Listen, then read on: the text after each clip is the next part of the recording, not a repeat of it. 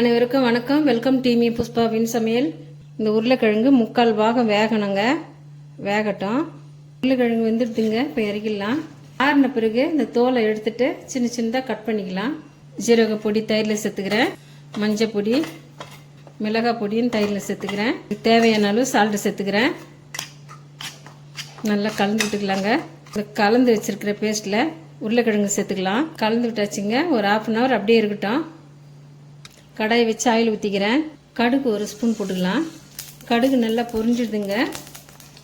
இப்போ நம்ம கலந்து வச்சுருக்கிற உருளைக்கிழங்க கொஞ்சம் கொஞ்சமாக சேர்த்துடலாம். கரம் மசாலா பொடியும் சர்க்கரையும் இப்போ சேர்த்துக்கிறேங்க. ஆல்தம் ரெடி ஆகிடுதுங்க. மேலே கருவேப்பிலை போட்டுக்கிறேன். கொத்தமல்லி போட்டுக்கலாம். சாப்பாட்டுக்கும் சப்பாத்தி, பூரி, பரோட்டாக்கெல்லாம் சூப்பராக இருக்குங்க. இந்த ரெசிபி உங்களுக்கு பிடிச்சிருந்தா நம்ம சேனலை சப்போர்ட் பண்ணி சப்ஸ்கிரைப் பண்ணுங்கள். தேங்க்யூ.